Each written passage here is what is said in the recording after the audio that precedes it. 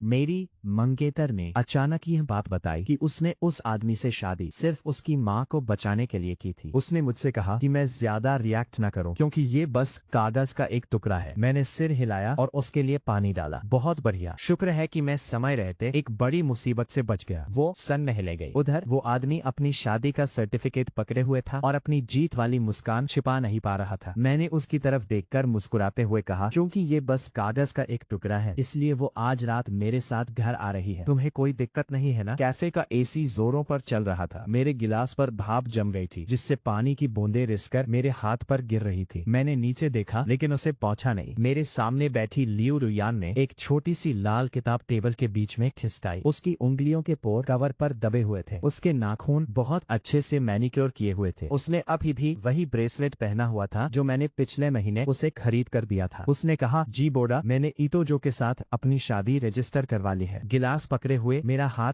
हवा में ही रुक गया। मैंने उसे जोर से टेबल पर रखा। पानी हिलने लगा। ईटोजो ठीक उसके बगल में बैठा था। उसने एक पुरानी फटी पुरानी सफेद शर्ट पहनी थी, कंधे झुकाए हुए था, हाथ में टिश्यू पकड़े हुए था और ऐसी मासूम और दुखी आंखों से देख रहा था जैसे हवा का एक झोंका भी उसे गिरा दे। लेकिन उसकी नजरें शादी के सर्टिफिकेट से मेरे चेहरे पर घूमी और उसके होठों पर एक हल्की सी मुस्कान आ गई। मैंने मन ही मन सोचा, वाह, मेरी मंगेतर को मेरे सामने ऐसे दिखा रहे हैं जैसे कोई पार्टिसिपेशन ट्रॉफी हो। मैंने अपना गिलास ठीक किया। ये कब हुआ? लियू रुयान ने गहरी सांस ली। आज सुबह सुबह शादी की और दोपहर तक मुझे बता भी दिया। बहुत तेजी से काम किया। उसने भौहें सिकोड़ी। ताना मारना बंद करो। ईटो की माँ का ऑपरेशन होना है। हॉस्पिटल के सहमति फॉर्म पर साइन करने और आर्थिक मदद के लिए अप्लाई करने के लिए उसे परिवार के किसी सदस्य की जरूरत थी। उसके पास कोई और चारा नहीं था। ईटोजो ने तुरंत अपना सिर झुका लिया। रुयान ने कहा, मेरे लिए जी बोडा से झगड़ा मत करो। मुझे तुम लोगों को मुश्किल में नहीं डालना चाहिए। वो उठने लगा। उसके जूते फर्श की टाइलों पर जोर से रगड़ खा रहे थे। लियू रुयान ने उसका हाथ पकड़ लिया। बैठ जाओ। मैंने उनके हाथों को देखा और जोर से हंस पड़ा। लियू रुयान का चेहरा सख्त हो गया। क्या मजाक है? यहाँ तो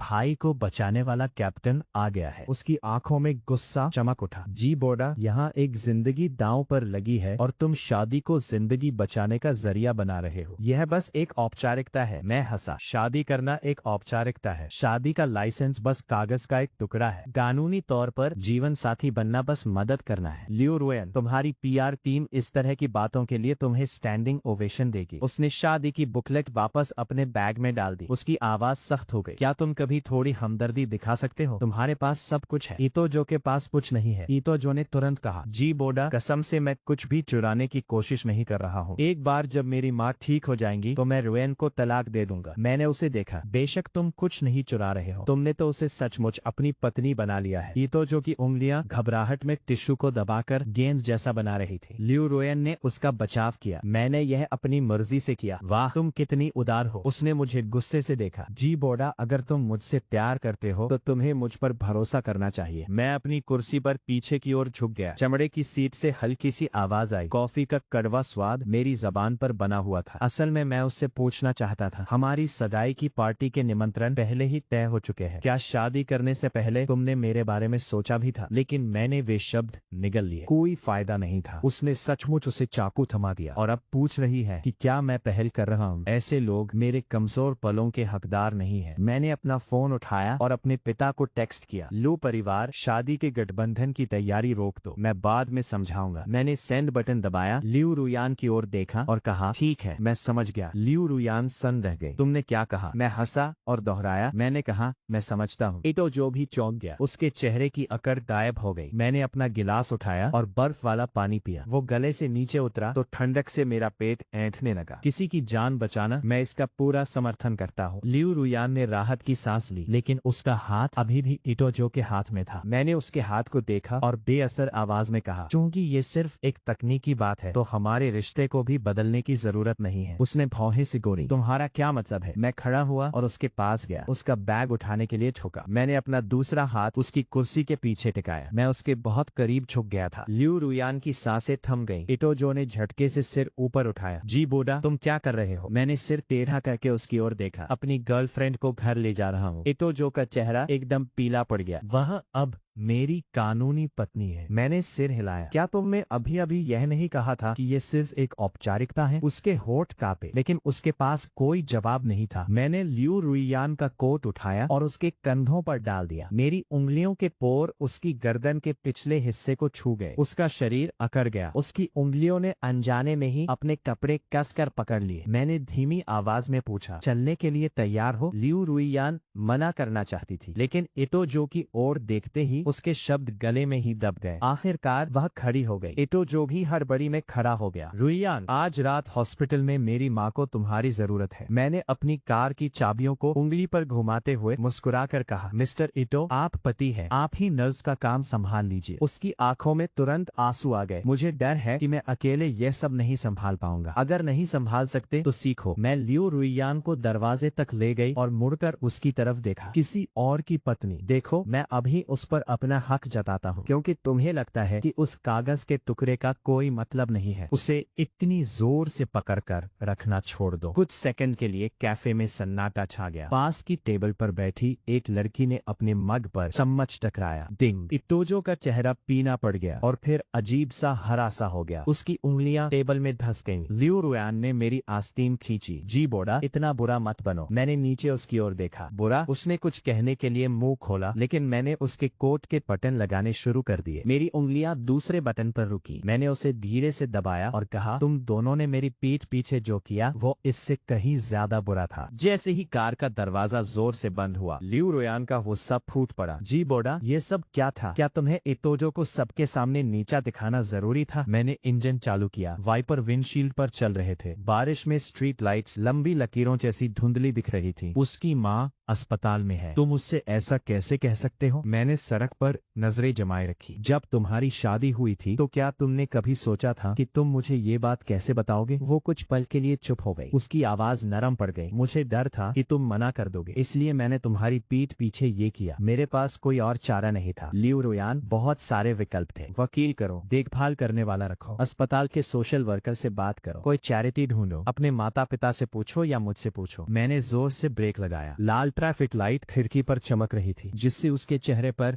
लाल रोशनी पड़ रही थी। लेकिन इतने सारे विकल्पों में से तुमने उससे शादी करना चुना। उसने मुश्किल से थूक निकला, इटोजो तुम पर कोई एहसान नहीं रखना चाहता था। मैं हंसा। तो उसे पूरी शादी का एहसान लेने में कोई दिक्कत नहीं है? उसने दूसरी तरफ देखा। उसकी उंगलियां सीट बेल्ट के किनारे को कुरेद रही थी। उसका फोन वाइब्रेट हुआ। उसने कॉलर आईडी देखी, लेकिन फोन नहीं उठाया। मैंने स्क्रीन पर एक झलक देखी। इटोजो। घंटी बजनी बंद हो गई। तुरंत नोटिफिकेशन आ गए। इटोजो ने मैसेज किया, रुइयान, मैं ठीक हूँ, मेरी चिंता मत करो। जी बोड़ा शायद अभी बहुत परेशान है। एक और मैसेज आया, अगर वो सच में इसे स्वीकार नहीं पा रहा है तो तुम उसके साथ ही रहो। मैं सच में अस्पताल में अकेले रह सकती हूँ। लियू रुइयान ने अपना फोन कसकर पकड़ा, टाइप किया और फिर रुक गई। मैं हंसा। उसे जवाब दो। होठ काटा। ऐसा करना बंद करो। क्या करना? मुझसे उस लहजे में बात करना बंद करो। मैंने टर्न सिग्नल दिया। कार मेरे अपार्टमेंट के पार्किंग गैराज में चली गई। उसने उलझन में इधर उधर देखा। तुम मुझे यहाँ क्यों लाए? क्या तुमने ये नहीं कहा था कि हमारे रिश्ते को बदलने की जरूरत नहीं है? गैराज की लाइटें कार की छत पर झिलमिला रही थी। हवा में गीले कंक्रीट की महक थी। टायर जमीन पर बने पानी के गड्ढों से गुजर रहे थे। लियू रुइयान सीधी होकर बैठ गई। जी बोड़ा, आज मेरा मूड नहीं है। मैंने कार पार्क की, सीट बेल्ट खोली और उसकी तरफ झुका। वो अपनी सीट से सटकर बैठ गई और सांस रोक ली। मैंने उसके चेहरे पर आए बालों की एक लट को उसके कान के पीछे किया। मेरा अंगूठा उसके कान के निचले हिस्से को छू गया। उसने अचानक मेरी कलाई पकड़ ली। तुम क्या कर रहे हो? तुम किस बात से इतना डर रही हो? उसकी आंखें घबराहट में इधर उधर भौं रही थी। इटोजो का स्टेटस अब उलझा हुआ है। मैं हंसा। कागज के एक टुकड़े की वजह से उसका चेहरा उतर गया। मैं पीछे हटा, अपना दरवाजा खोला और कहा, बाहर निकलो। वो हिली नहीं। जी बोड़ा, क्या तुम ये सब सिर्फ मुझसे बदला लेने के लिए कर रहे हो? मैं दरवाजे के सहारे खड़ा होकर उसे देखने लगा। वो जम गई। मैं बहुत बेबाकी से सच बोल रहा था। उसके पास कहने के लिए कुछ नहीं था। मैंने मुस्कुराते हुए कहा, तुमने अपनी शादी तो मुफ्त में ही गवा दी, तो मैं बस अपना ब्याज वसूल रहा हूँ। उसकी आंखें लाल हो गईं। तुम पहले ऐसे नहीं थे। तुम पहले किसी और की पत्नी नहीं थी। उसके कंधे सिहर उठे। उसका फोन फिर से बजा। मैंने हाथ बढ़ाकर उसे छीन लिया। उसने उसे वापस लेने की कोशिश की, लेकिन मैंने इसे दूर रखा। वो उसे लेने के लिए झपटी। उसकी उंगलियों के पोर मेरे कॉलर को छू गए। वो लगभग मेरे सीने से टकरा ही गई थी। मैंने नीचे उसकी ओर देखा। वो जम सी गई, जोर जोर से हाफ रही थी। कार बहुत छोटी लग रही थी। उसके परफ्यूम की खुशबू बारिश और लेदर की सीटों की महक के साथ मिलकर हवा में घुटन पैदा कर रही थी। उसका हाथ मेरे सीने पर सपाट रखा था। वो मुझे दूर दूर धकेलना चाहती थी, लेकिन असल में उसने कोशिश नहीं की। मैंने धीरे से पूछा, क्या हमसे जवाब देना चाहिए? उसने मुश्किल से थूक निकला, इसे वापस दे दो। मैंने जवाब दिया और फोन स्पीकर पर डाल दिया। इतोयोश। फोन से रोती हुई आवाज आई, रुयान, वो सिस्का, तुम कहाँ हो? मेरी माँ अभी अभी उठी है, वह बार बार तुम्हारा नाम ले रही है। लियू रुयान ने तुरंत बोलने की कोशिश की। मैंने अपनी उंगली उसके होठों पर रख दी। उसने मुझे गुस्से से देखा। उसकी गर्म सांसें मेरी उंगली की पोर पर लग रही थी। मैंने सीधे फोन में कहा, वह मेरे साथ है। दूसरी तरफ सन्नाटा छा गया। इतोयोश की आवाज सख्त हो गई, जी, रुयान को फोन पर लाओ, अभी सही समय नहीं है। लियू रुयान ने मेरा हाथ पकड़कर उसे दूर खींचने की कोशिश की। मैंने हाथ नहीं छोड़ा। इतोयोश घबराने लगा। मजाक मत करो, वह पहले से ही कानूनी तौर पर मेरी पत्नी है। मैं जोर से हंसा। मिस्टर इतो, आप अपनी ही बात काट रहे हैं दोस्त। अगर आप इस शादी को मानते हैं तो वह आपकी पत्नी है। उसका अपने एक्स बॉयफ्रेंड के साथ होना काफी गलत है। उसकी सांसें तेज और बेतरतीब हो गई। अगर आप इसे नहीं मानते तो इस बात की चिंता करना छोड़ दें कि वह कहाँ है। आखिरकार लियू रुयान ने मेरा हाथ झटक दिया। जी बोडा, वह चिल्लाई। मैंने फोन उसे थमा दिया। उसने फोन ले लिया, लेकिन इतोयोश को कुछ भी समझाने की जहमत नहीं उठाई। उसने बस इतना कहा, मैं बाद में अस्पताल जाऊंगी। इतोयोश की आवाज दबी हुई और बेबस हो गई। क्या तुम आज रात उसके घर पर रुक रही हो? लियू रुयान ने मुझे देखा। मैं कार के दरवाजे से सटकर खड़ा हो गया और एक भौं ऊपर उठाई। उसने फोन कसकर पकड़ लिया। हम बस बात कर रहे हैं और बात कर साफ कर रहे हैं पापा। इतोयोश गिड़गिड़ाया, लेकिन मैं तुम्हारा पति हूँ। मैंने मुस्कुराते हुए बात काटी। पति बिल भरते हैं, सिर्फ फोन पर बकवास नहीं करते। लाइन के दूसरी तरफ से जोर से कुछ गिरने की आवाज आई। ऐसा लगा जैसे गुस्से में इतोयो ने कुछ फेंक दिया हो। लियू रुयान ने फोन रख दिया। वो मेरी तरफ मुड़ी। क्या तुम्हारी बात हो गई? मैं उसके कान के पास झुका और धीमी आवाज में बोला, लियू रुयान, उसे अभी अभी वो टाइटल मिला है और वो अभी से तय कर रहा है कि तुम कहाँ जाओगी। क्या तुम अंधी हो? उसके होठ पीले पड़ गए। वो चुप रही। मैं पीछे हटा और अपना दरवाजा खोला। चलो ऊपर चलते हैं, बात करते हैं कि उस कागज के टुकड़े की असल में क्या कीमत है। मेरे लिविंग रूम की लाइटें धीमी थी। बारिश तिरछी होकर खिड़कियों से टकरा रही थी। पानी कांच पर लकीरें बना रहा था। लियू रुयान सोफे के किनारे पर बैठी थी। उसके हाथ कसकर जुड़े हुए थे। ब्रेसलेट उसकी कलाई की हड्डी के पास थोड़ा लटक रहा था। जब मैंने वो चेन खरीदी थी तो उसने कसम खाई थी कि वो उसे कभी नहीं उतारेगी। अब उसे देखकर मुझे बस गुस्सा आता है। मैंने फ्रिज से पानी की 2 बोतलें निकाली और एक उसकी तरफ उछाल दी। उसने उसे पकड़ा नहीं। बोतल फर्श पर लुढ़कती हुई कॉफी टेबल के पाए से टकराई। जी बोडा, ऐसा मत करो। तुम जानती हो कि इतोयो और मैंने यह सिर्फ एक बहुत जरूरी इमरजेंसी में किया था। मैं उसके सामने बैठा और पूछा, तो मुझे बताओ वो कितनी बड़ी इमरजेंसी थी कि तुम्हें शादी करनी ही पड़ी? उसने ऊपर देखा और कहा, उसकी माँ को स्पाउसल हार्डशिप सब्सिडी के लिए अप्लाई करना है। इसके लिए परिवार के किसी करीबी सदस्य के सबूत की जरूरत होती है। इतोयो का कोई करीबी रिश्तेदार नहीं है। जहाँ तक हॉस्पिटल सर्जरी के लिए मंजूरी वाले फॉर्म की बात है तो एक बालिग बच्चा उन पर साइन कर सकता है। वो एक पल के लिए ठिठक गई और आगे कहा, लेकिन उसे जिम्मेदारी से डर लगता था। मैं हंसा। जिम्मेदारी लेने से डर? तो उसने अपनी जिम्मेदारी उठाने के लिए एक पत्नी ढूंढ ली। उसकी आंखों में पछतावा दिखा। मैं उससे सवाल पूछता रहा, तुम्हें सब्सिडी एप्लीकेशन के कागजात के बारे में किसने बताया? इतोयो, क्या तुमने असल पॉलिसी पढ़ी भी है? उसने एक शब्द भी नहीं कहा। क्या उसने अपनी माँ के मेडिकल इंश्योरेंस का स्टेटस चेक किया? उसकी उंगलियां और कस गई। क्या तुमने पूछा कि उसे किसके पैसे देने हैं? उसने मेरी तरफ देखा। क्या तुम कहना चाहती हो कि उसने मुझे धोखा दिया? मैंने अपने हाथ हवा में उठाए। मेरा मतलब है कि उसने अपनी माँ के हॉस्पिटल बेड का बिल भरने के लिए तुम्हारा दिमाग गिरवी रख दिया। वो अचानक उछलकर खड़ी हो गई और चिल्लाई, जी बोडा। मैं भी खड़ा हो गया और उसके चेहरे के बिल्कुल पास चला गया। तुम मुझ पर क्यों चिल्ला रही हो? शादी तुमने की है। तुम ही अपने परिवार से झूठ बोल रही हो। तुमने ही हमारी सगाई के प्लान पूरी तरह बर्बाद कर दिए। उसकी आंखों में आंसू आ गए। उसने रुंधे गले से कहा, मैं कभी तुम्हें बर्बाद नहीं करना चाहती थी। तुम चाहती थी या नहीं, नुकसान तो हो ही चुका है। मैंने कॉफी टेबल से हमारे सगाई के इनविटेशन कार्ड के सैंपल उठाए और उसके ठीक सामने जोर से पटक दिए। पन्ने बिखर गए। सुनहरे अक्षरों पर रोशनी पड़ रही थी। लियू रुयान उन्हें उठाने के लिए झुकी। उसके हाथ कांप रहे थे। मैंने उसे घूरा। हमारे परिवार पार्टनर बन रहे हैं। अगले हफ्ते कॉन्ट्रैक्ट साइन होने वाले हैं। जब मेरे पापा को तुम्हारी गुपचुप शादी के बारे में पता चलेगा तो तुम्हें क्या लगता है लियो परिवार इसे कैसे समझाएगा? उसका चेहरा एकदम पीला पड़ गया। मैं जितनी जल्दी हो सके इतोयो से तलाक ले सकती हूँ। शादी के रिकॉर्ड जादू से गायब नहीं हो जाते। उसकी आवाज धीमी हो गई। मैंने सच में इतना आगे नहीं सोचा था। तुम बस सबको बचाने की हीरो वाली सोच में डूबी हुई थी। ये शब्द उसे किसी ट्रक की टक्कर की तरह लगे। उसका बनावटी चेहरा आखिरकार टूट गया। उसका फोन फिर बजा। उसने स्क्रीन पर ईटो जो का नाम देखा। उसने तुरंत कॉल काट दिया। 1 सेकंड बाद ईटो जो ने एक फोटो भेजी। हॉस्पिटल का कॉरिडोर, आईवी ड्रिप और तेज फीकी फ्लोरोसेंट लाइटें। वो बेंच पर बैठा था। उसकी आस्तीन भीगी हुई थी। कैप्शन में लिखा था, मैं किसी को दोष नहीं देता, मैं बस खुद को बेकार समझने के लिए खुद को दोष देता हूँ। लियू रुयान स्क्रीन को घूरती रही। उसके चेहरे पर गहरी उलझन साफ दिख रही थी। मैंने हाथ बढ़ाकर उसके हाथ से फोन छीन लिया। उसने उसे वापस लेने की कोशिश की, लेकिन मैंने उसे ऊपर उठा लिया। मैंने दूसरे हाथ से उसकी कलाई पकड़ ली। वो सीधे मेरे सीने से आ टकराई। हमारे कपड़े आपस में रगड़ खा रहे थे। हमारे बीच का माहौल भारी और उलझन भरा हो गया। जी बोडा, मजाक बंद करो, मैं मजाक कर रहा हूँ। मैंने नीचे उसकी तरफ देखा। तुम्हारा पति तुम्हें आधी रात को तरस खाने वाली सेल्फी भेजता है और तुम मेरे लिविंग रूम में खड़ी होकर कह रही हो कि मैं मजाक कर रहा हूँ। उसने मुझे जोर से धक्का दिया। उसे ऐसा कहना बंद करो। मैं मुस्कुराया। ये कानूनी है। क्या मैंने उसे गलत टाइटल से बुलाया? उसने गुस्से में दांत भींचे। क्या तुम्हें अपनी बातों से मुझे चोट पहुंचाते रहना है? अभी मेरी बात खत्म नहीं हुई है। मैंने उसे छोड़ा और ईटो जो का नंबर डायल किया। लियू रुयान घबरा गई और मुझ पर झपटी। उसके कंधे पकड़े और उसे धक्का देकर सोफे पर गिरा दिया। कॉल कनेक्ट हो गई। ईटो जो की आवाज भारी थी। रुयान, मैंने जवाब दिया, मैं बोल रहा हूँ। उसकी सांसें थम गई। ये AYG, उसे फोन दो, वो शॉवर ले रही है। लियू रुयान की आंखें डर से फैल गईं। उसने मेरा मुंह बंद करने के लिए हाथ बढ़ाया। मैंने अपना सिर घुमाकर उसे बचाया। उसका हाथ मेरे जबड़े को छू गया। उसकी उंगलियां कांप रही थी। ईटो जो की आवाज चीखते हुए आई, तुमने क्या कहा? मैंने धीरे से मजाक उड़ाते हुए हंसी की। क्या तुमने ही नहीं कहा था कि ये बस कागज का एक टुकड़ा है? इतना परेशान मत हो हराम। ऐसा लगा जैसे उसकी तरफ कोई कुर्सी गिर गई हो। ईटो जो ने गुस्से में कहा, जी बोडा, तुम हद पार कर रहे हो। हद तो तुम लोगों ने पहले पार की थी। मैंने फोन काट दिया और उसे वापस सोफे पर फेंक दिया। लियू रुयान गुस्से से हाफ रही थी। तुमने यह जानबूझकर किया। हाँ, तुम उसे मानसिक रूप से तोड़ने की कोशिश कर रहे हो। क्या वो कमजोर नहीं है? देखते हैं वो कितना कमजोर हो सकता है। उसने अपना बैग उठाया और गुस्से में दरवाजे की तरफ चल दी। मैंने उसे नहीं रोका। मैंने बस इतना कहा, अगर तुम अभी उसके पास वापस जाओगी तो वो तुम्हें गले लगाकर रोएगा। वो कहेगा कि उसे तो जिंदा ही नहीं रहना चाहिए। वो तुम्हें यकीन दिला देगा कि पूरी दुनिया उसे परेशान कर रही है। उसके कदम रुक गए। मैं दरवाजे के पास गया और दरवाजा खोल दिया। आगे बढ़ो कैप्टन, सेव अ ब्रो, दोस्त को बचाने वाले हीरो। वो दरवाजे पर खड़ी थी, हाथ से नॉब पकड़े हुए। जाना तो चाहती थी पर एक कदम भी नहीं बढ़ा पा रही थी। हॉलवे की रोशनी उसके चेहरे पर पड़ रही थी, जिससे उसका चेहरा पीला और बेजान लग रहा था। मैंने कहा, लियू रुयान, जैसे ही तुम उस दरवाजे से बाहर कदम रखोगी, मैं तुम्हारी शादी के कागजात सीधे अपने पापा को भेज दूंगा। बिजनेस अलायंस और सगाई पूरी तरह से रद्द हो जाएगी। वो मुड़कर मुझे देखने लगी। क्या तुम मुझे धमकी दे रहे हो? धमकी नहीं, ये एक सूचना है। आखिरकार उसकी आंखों से आंसू छलक पड़े और उसके हाथ के पिछले हिस्से पर गिरे। मैंने दरवाजा बंद कर दिया। मेरी आवाज एकदम ठंडी हो गई। अब वापस बैठो और मुझे बताओ कि शुरू से लेकर अब तक ईटो जो ने तुमसे क्या क्या कहा है। अगली सुबह कैंपस फोरम पर हंगामा मच गया। हेडलाइन फ्रंट पेज पर पिन की हुई थी। साथ में लगी फोटो में लियू रुयान और मैं मेरे अपार्टमेंट में जाते हुए पीछे से दिख रहे थे। कैप्शन बहुत बेरहम था। अमीर वारिस जी ने एक गरीब स्टूडेंट को बेरहमी से परेशान किया, ये जानते हुए भी कि उसकी माँ बहुत बीमार है। उसमें जबरदस्ती उस लड़के की पत्नी को छीन लिया। कमेंट्स का सिलसिला कई पेजों तक चलता रहा। लोग मुझे बेरहम राक्षस कह रहे थे और लियू रुयान को सड़क छाप कह रहे थे। किसी ने अस्पताल के कमरे के बाहर ईटो जो की एक फोटो भी लीक कर दी और दावा किया कि वो पूरी रात हॉलवे में अपनी पत्नी के वापस आने का इंतजार करता रहा। मैं कैफेटेरिया में अपनी हमेशा वाली खिड़की वाली सीट पर बैठा था और पोर्क बन खाते हुए जोर जोर से हंस रहा था। मेरे आसपास के सभी लोग मुझे तिरछी नजरों से देख रहे थे। डाइनिंग हॉल में इतनी शांति थी, गिरने की आवाज भी सुनाई दे सकती थी। मेरा दोस्त चेंसी मेरे सामने बैठा था। तुम अभी भी कैसे खा पा रहे हो? मैंने अपना फोन उसकी तरफ खिसकाया। लिखावट बहुत जबरदस्त है, लोगों की भावनाओं से खेलने वाली। चेंसी ने उसे बंद कर दिया। शायद ईटो जो ने इसे खुद पोस्ट नहीं किया होगा, वो इतना बेवकूफ नहीं है। चेंसी ने घबराहट में इधर उधर देखा। तो फिर इसे किसने पोस्ट किया? मैंने फ्राइड एग का एक टुकड़ा उठाया। उसके रूममेट ने या किसी ऐसे सिंपैथी सीकर फैन ने जिसे उसने काम पर रखा हो। जैसे ही मैंने ये कहा, लियू रुयान गुस्से में कैफेटेरिया में दाखिल हुई। साफ लग रहा था कि वो पिछली रात ठीक से सोई नहीं थी। उसकी आंखों के नीचे काले घेरे थे, बाल बिखरे हुए जूड़े में बंधे थे। उसने अपना फोन मेरे सामने टेबल पर जोर से पटका। क्या तुमने फोरम देखा? हाँ, मैंने देखा। तुम इसे साफ साफ क्यों नहीं बताते? मैंने ऊपर उसकी तरफ देखा। यह बात कि तुमने असल में उससे शादी की थी या ये कि तुम असल में मेरे साथ घर आई थी, उसकी आवाज रुंध गई। आसपास एकदम सन्नाटा छा गया। इतोयो एंट्री गेट से अंदर आया। उसके पीछे उसके 2 साथी थे। उसका चेहरा बीमारी की वजह से पीला पड़ गया था। उसने अस्पताल के बिलों वाला प्लास्टिक बैग पकड़ रखा था। हर कदम के साथ उसके कंधे झुके हुए लग रहे थे और जाहिर है वो सीधे हमारी टेबल की तरफ आया। लियू रुयान अनजाने में ही उसके पास जाना चाहती थी। मैंने हाथ बढ़ाकर उसकी कलाई मजबूती से पकड़ ली। वो झटके से पीछे हटी और चिल्लाई, चिबोटा मुझे छोड़ो, मैं तस से मस नहीं हुआ, मैंने बस हुक्म दिया बैठ जाओ। इतोयो हमारी टेबल के सामने रुका। उसकी आवाज धीमी और कमजोर थी। जी, मैंने फोरम पर वो चीजें पोस्ट नहीं की थी, प्लीज रुयान को दोष मत दो। मैं हंस पड़ी। तुम दूसरों पर दोष मरने में माहिर हो, है ना? उसने नीचे देखा और आगे कहा, मुझे पता है कि तुम मुझे नीची नजर से देखती हो, लेकिन मेरी माँ को सच में किसी की जरूरत है जो उनकी देखभाल कर सके। मैं रुयान को खो नहीं सकता। हमारे आसपास के लोग फुसफुसाने लगे। मैंने अपना खाना निगला, हाथ पोंछने के लिए नैपकिन उठाया और कहा, इतोयो, क्या तुमने आज अपनी माँ के हॉस्पिटल रूम के लिए डिपॉजिट जमा किया? वो सकपका गया। क्या उनके कानूनी पति होने के नाते तुम्हें परिवार की आर्थिक स्थिति के बारे में पूरी जानकारी होनी चाहिए, है ना? इतोयो का चेहरा तन गया। मैं इसका इंतजाम कर रहा हूँ और इंतजाम ऐसे कर रहे हो कि इसके पैसे लियू रुयान भरे। लियू रुयान ने त्योरिया चढ़ाई।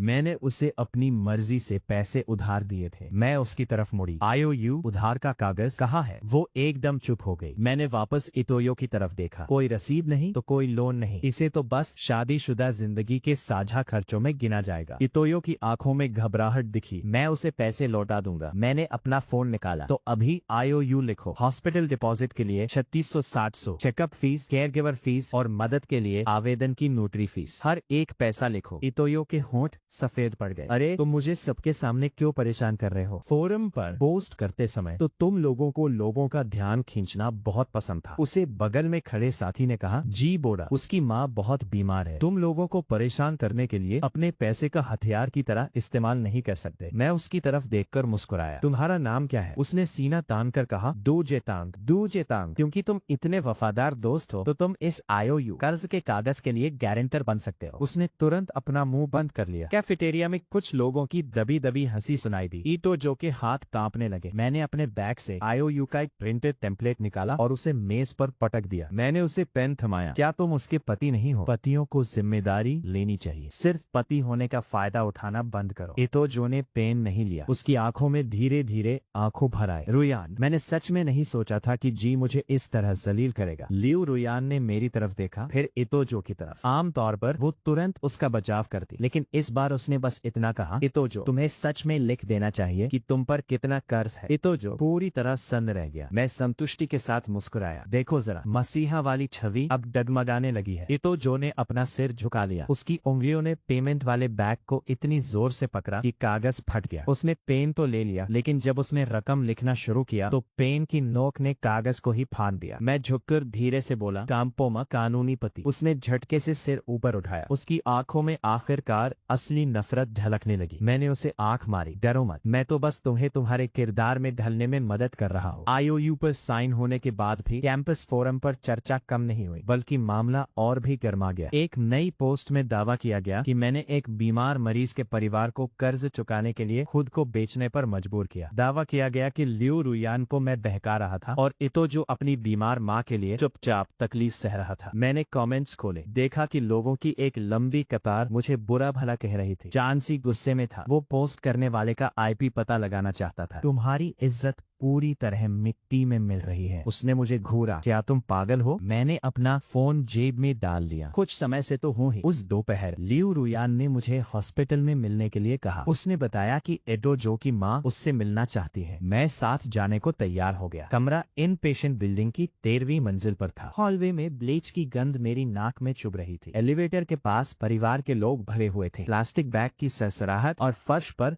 व्हीलचेयर के चलने की आवाज। चीन चीन। इतोयो हॉस्पिटल के कमरे के दरवाजे पर खड़ा था। मुझे देखते ही उसका चेहरा तन गया। अरे तुम भी आ गए। मैंने फलों की टोकरी ऊपर उठाई। सास से मिलने आया हूँ। उसका चेहरा पीला पड़ गया। बकवास मत करो। तुम और लियू रुयान कानूनी तौर पर शादीशुदा हो। जाहिर है तुम्हारी माँ उसकी सास ही हुई। पास खड़ी 2 नर्सों ने हमारी तरफ देखा। इतोयो ने अपनी आवाज धीमी कर ली। मेरी माँ की तबीयत ठीक नहीं है, उन्हें परेशान मत करना। मैंने सिर हिलाया। तो बेहतर होगा कि तुम मुझे परेशान ना करो। लियू रुयान ने भौहें सिकोड़ी। शिबोटा, मैंने फलों की टोकरी उसके हाथों में थमा दी और उसे अंदर जाने दिया। बिस्तर पर लेटी महिला का चेहरा पीला और बीमार सा लग रहा था। उसकी कलाई में आईवी लगी थी। बिस्तर के सिरहाने मेडिकल चार्ट लटके हुए थे। लियू रुयान को देखते ही उसने तुरंत हाथ बढ़ाया। रुयान, तुमने बहुत मेहनत की है। आंटी तुम्हारे लिए बहुत बड़ा बोझ रही है। लियू रुयान उसके पास गई और उसका हाथ पकड़ा। आंटी एन, ऐसा मत कहिए। वह महिला रो पड़ी। मेरे जो की जिंदगी बहुत मुश्किल रही है, तुमसे मिलना उसके लिए सबसे बड़ा आशीर्वाद था। के निचले हिस्से पर खड़ा होकर यह ड्रामा देख रहा था, जबकि मेरा दूसरा हाथ चुपके से तकिए के पास पहुंचा और कंबल के नीचे से हॉस्पिटल का बिल खींच लिया। मैं मुस्कुराया। आंटी, क्या मैं बिल देख सकता हूँ?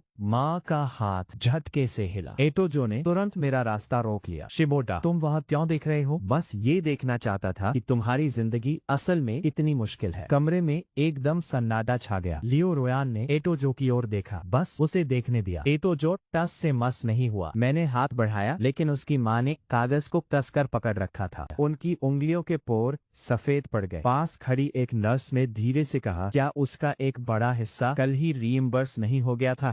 यो ने उसे गुस्से भरी नजरों से देखा। नर्स डर गई और तुरंत चुप हो गई। मैंने भौहें ऊपर उठाई। रीइंबर्स? माँ जोर जोर से खांसने लगी। मुझे नहीं पता जो ये सब संभालता है। इतोयो ने उन्हें संभाला। उसकी आवाज में तनाव था। माँ, बात करना बंद करो। मैंने उनके मेडिकल चार्ट की फोटो लेने के लिए अपना फोन निकाला। इतोजो मुझे रोकने के लिए दौड़ा। तुम मरीज की प्राइवेसी का उल्लंघन नहीं कर सकते। मैंने अपना फोन रख दिया। ठीक है, मैं फोटो नहीं लूंगा। उसने राहत की सांस ली। मैंने लियो रुयान की ओर देखा और कहा, परिवार की सदस्य होने के नाते तुम खुद बिलिंग डिपार्टमेंट में जाकर पता करो। वह रुकी। इतोजो का चेहरा घबराहट से भर गया। रुयान, इसकी कोई जरूरत नहीं है। जी, बस मुझ पर भरोसा नहीं करता। मैं मुस्कुराया। हाँ, मैं तुम पर भरोसा नहीं करता। लियू रुयान वहीं खड़ी रही। उसने अपना पर्स कसकर पकड़ रखा था। इतो की आवाज कांपने लगी। रुयान, क्या मैं अब तुम पर भी भरोसा नहीं कर सकता? उसने उसकी ओर देखा। वह उसके गिल्ट ट्रिपिंग, अपराध बोध महसूस कराने के जाल में पूरी तरह फंसी हुई थी। मैंने उसे मनाने की कोशिश नहीं की। मैं बस उसके पास गया, उसका हाथ पकड़ा और धीरे से उसकी हथेली दबाई। तुम जाओ या न जाओ, ये तुम्हारी मर्जी है। इतो जो हमारे हाथों को घूरता रहा। उसकी आंखें गुस्से से लाल हो गई। लियू रुयान ने अपना हाथ खींचने की कोशिश की, लेकिन छुड़ा नहीं पाई। मैं उसके कान के पास झुका और धीरे से कहा, वह तुम्हें जितना ज्यादा रोकेगा, उतना ही कुछ छिपाने की कोशिश कर रहा होगा। उसकी सांसें अटक गई। कुछ सेकंड बाद उसने अपना हाथ मेरे हाथ से छुड़ाया और अपना सिर बिलिंग डिपार्टमेंट की तरफ घुमा लिया। इतोजो ने उसका पीछा करने की कोशिश की, लेकिन मैंने उसका रास्ता रोक दिया। आखिरकार उसने अपना अच्छा इंसान होने का दिखावा छोड़ दिया। वह गुस्से में फुसफुसाया, जी बोला, क्या तुम मुझे आत्महत्या के लिए उकसा रहे हो? जैसे तुम सच में ऐसा करोगे। उसमें अपने जबड़े भींच लिए। मैंने उसके कंधे पर थपथपाया। घबराओ मत, खेल तो अभी शुरू हुआ है। बिलिंग विंडो की लाइटें बहुत तेज और फीकी थी। कांच ने आवाजों को प्रिंटर से अलग कर रखा था। पेपर प्रिंट होने की आवाज मेरे कानों में गूंज रही थी। लियू रुयान ने अपनी आईडी और मैरिज लाइसेंस का इस्तेमाल करके डिटेल बिलिंग स्टेटमेंट निकाला। पहले तो वो बिल्कुल सीधी खड़ी रही। तीसरे पेज तक आते आते उसके कंधे पूरी तरह ढीले पड़ गए। मैं देखने के लिए आगे नहीं झुका। मैंने उसे खुद पढ़ने दिया। उसने पेपर को कसकर पकड़ा और हॉलवे की तरफ वापस चली गई। उसके चेहरे का रंग उड़ चुका था। टीटो जो तेजी से उसके पास पहुंचा। रुयान, मेरी बात सुनो, मैं समझा सकता हूँ। उसने स्टेटमेंट उसकी तरफ बढ़ा दिया। तुम्हारी माँ के पास एम्प्लॉय हेल्थ इंश्योरेंस है। एक गंभीर बीमारी की सब्सिडी ने